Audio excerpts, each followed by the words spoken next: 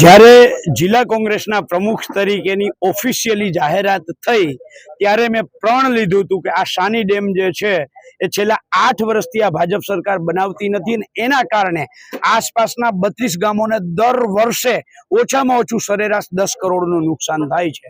તો તેની સામે લડાઈ કરવા માટે આવતા 1 વર્ષની અંદર શાની ડેમનું જે પાણી દરિયામાં વહી જાય છે એ વહતું અટકાવવા માટે આવતા ચોમાસામાં પાણી ન જાય એના માટે જેટલા કાર્યક્રમો કરવા પડશે એટલા કાર્યક્રમો કરવાની તૈયારી છે અને એના ભાગરૂપે આજે આ પહેલો કાર્યક્રમ હતો।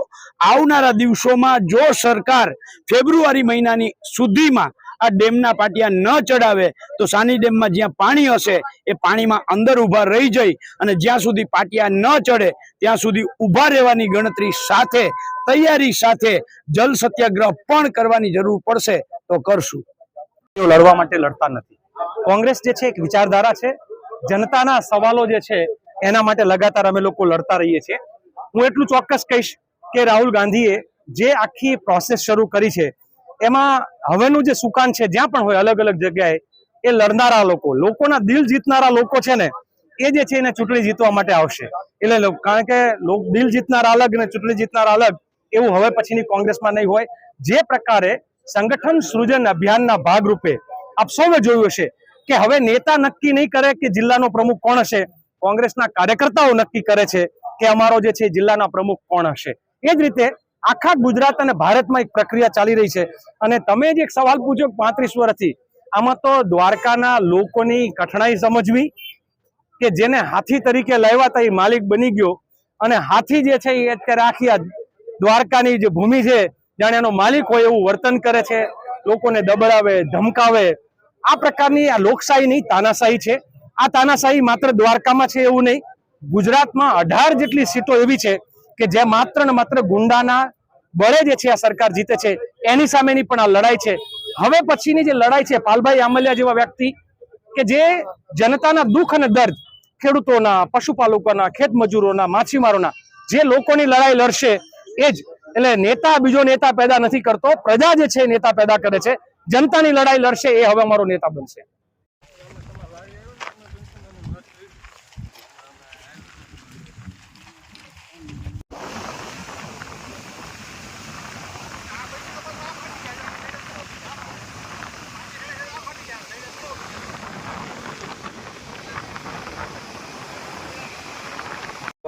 અહીંયા વચ્ચે બાપાને ઉતારવા માટે ખુરશી લઈ લે ભાઈ।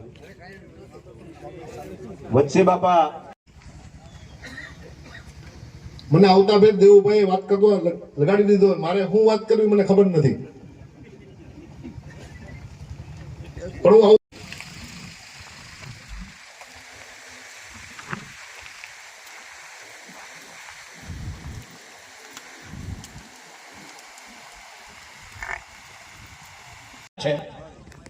આ મુદ્દાને લઈને હાની ડેમ લાલજીભાઈ 32 ગામો એવા છે કે જે દરેક ગામને સરેરાશ દર વર્ષે ઓછામાં ઓછું 10 કરોડનું નુકસાન છે। એક ગામને સરેરાશ 10 કરોડનું નુકસાન છે। દાખલા તરીકે હરિપર છે, પાનેલી છે, ટંકારિયા છે, સૂર્યાવદર છે, તો આને તો 20-25 કરોડનું, લાખનું નહીં, દર વર્ષે 20-25 કરોડનું નુકસાન છે। તો અમુક ગામ એવા છે કે જ્યાં 5-7 કરોડનું નુકસાન છે। એક ગામનું સરેરાશ 10 કરોડનું નુકસાન હોય અને આપણે બધાય શાંતિથી બેસી રહીએ, આ વાત મારા મગજમાં આવતી નથી।